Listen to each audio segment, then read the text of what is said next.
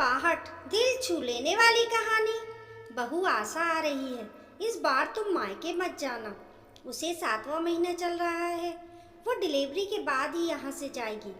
सास मालती जी ने उत्साहित होते हुए कहा। सुनकर बहू सीमा के हाथ काम करते करते रुक गए। आशा का नाम सुनते ही वैसे ही उसका मन कसेला हो जाता था। और अब 3-4 महीने यहाँ रुकने आ रही है, वह भी डिलीवरी के लिए। आखिर क्या सोचकर यहाँ आ रही है कि उसकी भाभी उसकी सेवा करेगी, क्योंकि सासू माँ से तो काम होता नहीं था। आशा के चेहरे पर बदलते हुए भावों को देखकर मालती जी ने कहा, बहू, मैं मानती हूँ कि तेरा आशा की तरफ से मन खट्टा है, पर वह इस घर की बेटी है। यहाँ नहीं आएगी तो कहाँ जाएगी। इससे पहले कि सीमा कुछ कहती, उसकी बेटी सुधी रो पड़ी। इसलिए वह उसे संभालने के लिए अपने कमरे में आ गई और अपनी 1 साल की बेटी सुधी को गोद में लेकर चुप कराने लगी। तभी उसका पति रितेश नहाकर बाथरूम से निकलकर बाहर आया। अरे, तुम आ गई। मुझे लगा सुधी अकेली है, इसलिए फटाफट नहाकर निकला हूँ, रितेश ने कहा। क्या हुआ, तुम इतनी चुप चुप क्यों हो? तुमने बताया नहीं कि आशा आ रही है, वो भी अपनी डिलीवरी के लिए। सीमा के मुंह से ये बात सुनकर रितेश के हाथ वहीं रुक गए। हाँ, कल मम्मी बोल रही थी आशा का 7वां महीना चल रहा है, इसलिए वह डिलीवरी के लिए आएगी। तुम्हें लगता है मैं उसका ध्यान रख पाऊंगी? मुझसे उसकी सेवा होगी? मेरे मन में आशा के लिए जरा सी भी जगह नहीं है। कैसे कर पाऊंगी ये सब? सीमा एक ही सांस में ये सब बोल गई। हाँ, जानता हूँ कि तुम ये सब नहीं कर पाओगी, बिल्कुल भी नहीं कर पाओगी, और ना ही मैं तुमसे इतना बड़ा दिल रखने की उम्मीद करता हूँ।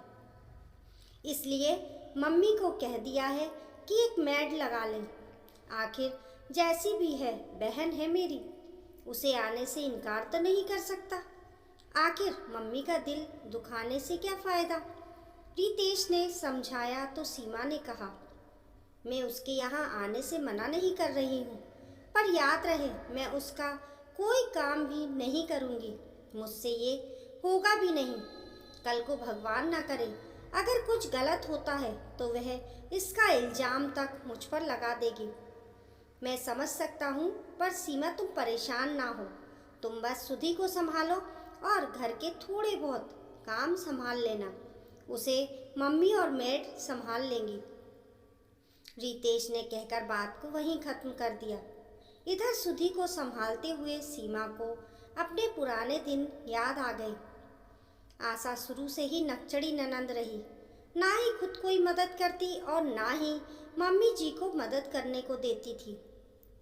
उसके अनुसार तो हर काम बहू का होता है। बदतमीज इतनी थी कि किसी के भी सामने कुछ भी कह देती थी। मम्मी जी और रितेश उसे खूब डांटते थे, लेकिन वह नहीं सुधरती थी। उल्टा वह उससे लड़ पड़ती थी कि वह जानबूझकर उसे डांट पड़वाते हैं। जब वह प्रेग्नेंट हुई तब भी आशा उसे परेशान करने में कोई कसर नहीं छोड़ती थी।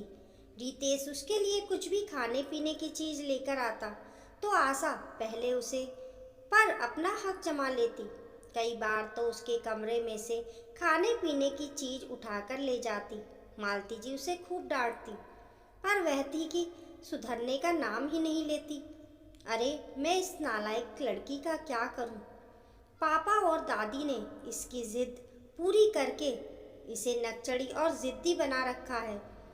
कितना मना करती थी तो मुझसे लड़ने को तैयार हो जाते थे। हमारी बेटी को कुछ खाने पीने नहीं दोगी क्या? पर अब वह दोनों चले गए और इसे बिगाड़ कर मेरे माथे छोड़ गए। लेकिन जब सीमा को 7वां महीना चल रहा था तब उन दिनों मालती जी के बड़े भाई की मृत्यु हो गई। अब ऐसे समय में मालती जी और रितेश को मालती जी के मायके जाना पड़ा। लेकिन मालती जी जाने से पहले आशा को अच्छे से समझा कर गई थी कि सीमा को ज़रूरत हो तो उसे संभाल लेना। ननंद के नाते ना सही, इंसान होने के नाते ही संभाल लेना। मालती जी को 2 दिन के लिए जाना था, इसलिए आशा को सख्त हिदायत देकर गई थी कि वह 2 दिन कहीं नहीं जाए, घर पर ही सीमा के पास रहे। लेकिन आशा तो अपने कमरे में ही मस्त रहती। उसे सीमा से कोई लेना देना ही नहीं था।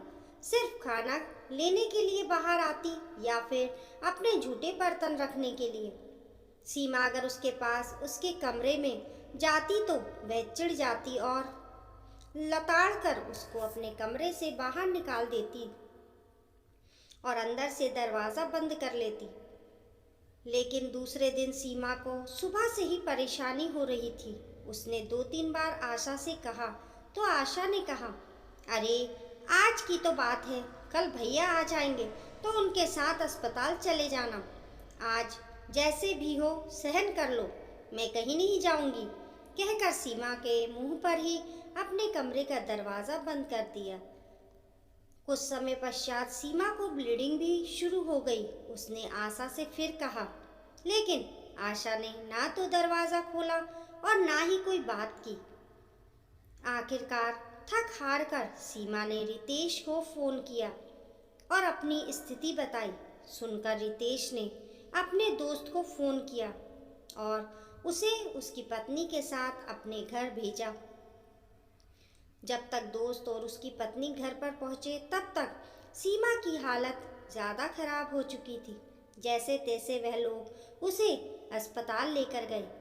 लेकिन जब अस्पताल पहुंचे तो पता चला कि बच्चा तो काफ़ी देर पहले ही अंदर ही खत्म हो चुका है और इस कारण से यूट्रस में इन्फेक्शन भी हो गया, तो यूट्रस भी निकालनी पड़ गई। सीमा ये सदमा को झेल नहीं पाई और उसके मन में आशा के लिए नफरत समा गई। इसलिए जब आशा की शादी हुई तब भी उसने कोई उत्साह नहीं दिखाया। लेकिन उसकी हालत देखकर मालती जी और रितेश ने मिलकर ये निर्णय लिया कि वह एक बच्चा गोद ले लेंगे। इसलिए 7 महीने पहले ही उन्होंने सुधी को गोद लिया था। आखिर सुधी को गोद लेने के बाद सीमा की हालत में सुधार हुआ, लेकिन आशा के लिए नफरत मन से नहीं गई। आखिर 2 दिन बाद आशा भी यहाँ आ गई, लेकिन सीमा ना उससे बात करती और ना ही उसका कोई काम करती और इसके लिए मालती जी और रितेश उसे कोई बंदिश में नहीं रखते। आखिर एक दिन आशा चिड़चिड़ा गई कि मेरा काम तो या मेरी मम्मी करती है या फिर नौकरानी।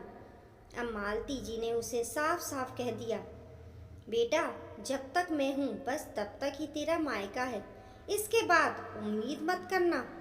तूने कभी भाभी के लिए कुछ किया है जो वे तुझे अपना मानेगी? उल्टा जो था तूने तो वह भी बिगाड़ दिया। आखिर में आशा उसके आगे कुछ नहीं कह पाई। समझ गई कि मम्मी के बाद उसे कोई झेलने वाला नहीं, पर ननंद होने का घमंड इतना था कि उसने कभी भी इसके लिए सीमा से माफ़ी नहीं मांगी। इस कहानी को लेकर आप लोगों की क्या राय है, हमें कमेंट करके ज़रूर बताइए। कहानी पसंद आने पर लाइक और शेयर करें। ऐसी ही अच्छी अच्छी कहानियों के लिए चैनल को सब्सक्राइब करना ना भूलें। मिलते हैं फिर एक नई कहानी के साथ, तब तक के लिए नमस्कार।